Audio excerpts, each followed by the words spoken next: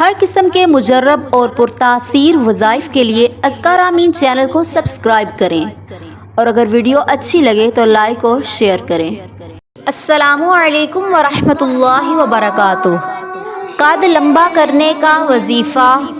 بہت سے لوگ اپنے بچوں کے قد کے متعلق بہت پریشان ہوتے ہیں کیونکہ قد چھوٹے رہ جاتے ہیں۔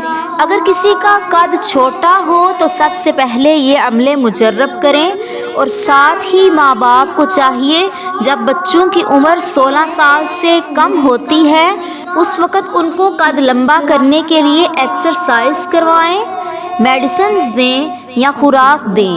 بچے جتنی اچھی طاقت والی چیز کھائیں گے جو قدرتی ہے اس سے قد ان کا لمبا ہوگا۔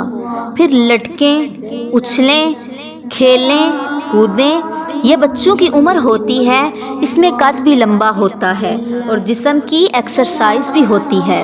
اگر پھر بھی عمر گزر گئی اور قد لمبا نہیں ہوا یا چھوٹی عمر ہے قد لمبا نہیں ہو رہا تو اس کے لیے یہ بہت مجرب عمل ہے کہ آپ یا رافعو آپ نے 70 بار پڑھنا ہے اور تیل اور پانی پہ دم کر لیں۔